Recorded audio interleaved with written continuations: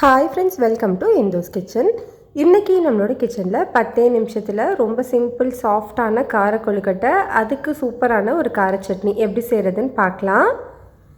First நம்ம கொழுக்கட்டை செய்கிறதுக்காக ஒரு அகலமான பவுலில் மெஷரிங் கப்பில் 1 கப் அளவு வெள்ளை அவல் எடுத்திருக்கேன். இதுக்கு பதிலாக நீங்கள் சிகப்பு அவல் கூட யூஸ் பண்ணிக்கலாம். திக்கானது இல்லை பேப்பர் அவல் எது வேணும்னாலும் எடுத்துக்கலாம். அவலை நல்லா கழுவிட்டு நீங்கள் எந்த கப்பில் 1 கப் அளவு அவல் எடுத்தீங்களோ அதே கப்பில் 1 கப் அளவு மோர் சேர்த்துக்கோங்க. மோர் சேர்க்கும் போது டேஸ்ட் ரொம்ப நல்லாயிருக்கும். இப்போ ஒரு ஸ்பூன் வச்சு லைட்டாக இந்த மாதிரி மிக்ஸ் பண்ணி விட்டுட்டு இதை ஒரு மூடி போட்டு ஒரு 10 நிமிஷத்துக்கு ஊற வச்சுக்கலாம். இது ஊறிட்டுருக்கிற டைமுக்குள்ளே நம்ம இதுக்கு தாளிப்பு ரெடி பண்ணிக்கலாம். அதுக்காக ஒரு கடாயில் 2 டேபிள் ஸ்பூன் அளவு தேங்காய் எண்ணெய் சேர்த்துருக்கேன். எண்ணெய் சூடானதுக்கப்புறமா 1/2 டீஸ்பூன் கடுகு, 1 டீஸ்பூன் உளுந்து, 1 டீஸ்பூன் கடலைப்பருப்பு சேர்த்துக்கலாம். இதெல்லாம் பொரிஞ்சதுக்கப்புறமா 2 வரமிளகாய், கொஞ்சமாக கருவேப்பிலை சேர்த்து தாளிச்சிட்டு இது கூட ஒரு பெரிய வெங்காயத்தை பொடியாக கட் பண்ணிவிட்டு சேர்த்துக்கோங்க. வெங்காயம் சேர்த்து ஒரு 2 நிமிஷம் மட்டும் வதக்கினா போதும். வெங்காயம் இந்த அளவுக்கு நல்லா வதங்கினதுக்கப்புறமா ஸ்டவ் ஆஃப் பண்ணிடுங்க. ஸ்டவ் ஆஃப் பண்ணதுக்கப்புறமா இது கூட ஒரு 1/2 டீஸ்பூன் அளவு பெருங்காயத்தூள் சேர்த்துக்கலாம். இப்போ இதை நல்லா மிக்ஸ் பண்ணிவிட்டு இதை அப்படியே ஒரு பிளேட்டுக்கு மாற்றி வச்சுக்கலாம்.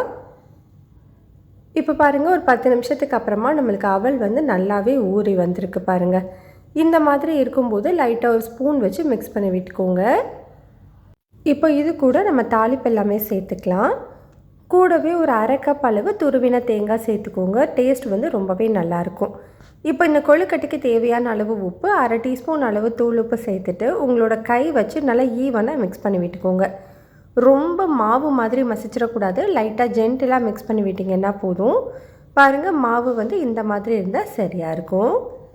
இப்போ உங்களுக்கு எந்த சைஸில் கொழுக்கட்டை வேணுமோ அந்த அளவுக்கு மாவை எடுத்துகிட்டு இந்த மாதிரி உருண்டைகளாக உருட்டி எடுத்துக்கலாம். நீங்கள் பிடி கொழுக்கட்டை மாதிரி கூட செஞ்சுக்கலாம். கொழுக்கட்டை வேக வைக்கிறதுக்காக இந்த மாதிரி ஒரு ஸ்டீமர் பிளேட்டில் துணி போட்டு வச்சுருக்கேன். இதில் நம்ம செஞ்சு வச்சுருக்கிற கொழுக்கட்டைகளை அடுக்கிக்கலாம். இப்போ எல்லா கொழுக்கட்டையுமே பிடிச்சு எடுத்துட்டேன். ஒரு இட்லி பாத்திரத்தில் 2 டம்ளர் தண்ணி சேர்த்து தண்ணி நல்லா சூடானதுக்கப்புறமா நம்ம ரெடி பண்ணியிருக்கிற கொழுக்கட்டையை உள்ளே வச்சுட்டு மூடி போட்டு ஒரு 10 நிமிஷம் வேக வச்சுக்கலாம். அது வெந்துட்டுருக்கிற டைமுக்குள்ளே நம்ம சட்னி ரெடி பண்ணிக்கலாம்.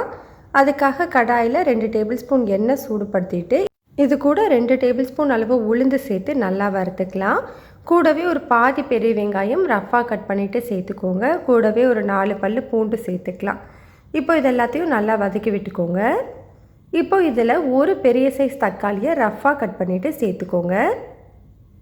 தக்காளி நல்லா வெந்து வர வரைக்கும் வதக்கிக்கணும். இந்த சட்னிக்கு தேவையான அளவு உப்பு, 1 டீஸ்பூன் அளவு கல் உப்பு சேர்த்துக்கிறேன். காரத்துக்கு நான் ஒரு 4 வரமிளகாய் சேர்த்துருக்கேன். உங்களோட காரத்துக்கு ஏற்ற மாதிரி மிளகாயோட அளவை எடுத்துக்கோங்க. இப்போ இது எல்லாத்தையுமே 2லேருந்து 3 நிமிஷத்துக்கு நல்லா வதக்கி விட்டுக்கலாம்.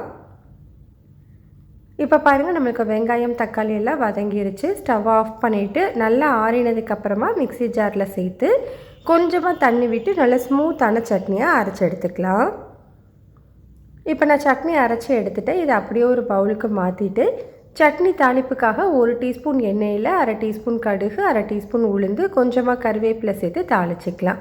அவ்வளோதான், நம்மளுக்கு சூப்பரான கார சட்னி ரெடி ஆகிடுச்சு. இப்போ நம்ம வேக வச்சுருந்த கொழுக்கட்டை பாருங்கள், மேலே நல்லா ஷைனிங்காக இருக்குது. இந்த மாதிரி இருந்தது அப்படின்னா வெந்துருச்சுன்னு அர்த்தம். ஸ்டவ் ஆஃப் பண்ணிவிட்டு ஒரு 5 நிமிஷம் மட்டும் அதிலேயே இருக்கட்டும். அதுக்கப்புறமா எடுத்துக்கோங்க. அவ்வளோதான், நம்மளுக்கு சூப்பர் டேஸ்டியான கார கொழுக்கட்டை கார சட்னி ரெடி ஆகிடுச்சு. இதை பிரேக்ஃபாஸ்ட்டாகவும் சாப்பிட்லாம், ஸ்நாக்ஸாகவும் சாப்பிட்லாம். சூப்பராக இருக்கும்னு ட்ரை பண்ணி பாருங்கள். பிடிச்சிருந்தால் லைக், ஷேர், சப்ஸ்கிரைப் பண்ணிக்கோங்க.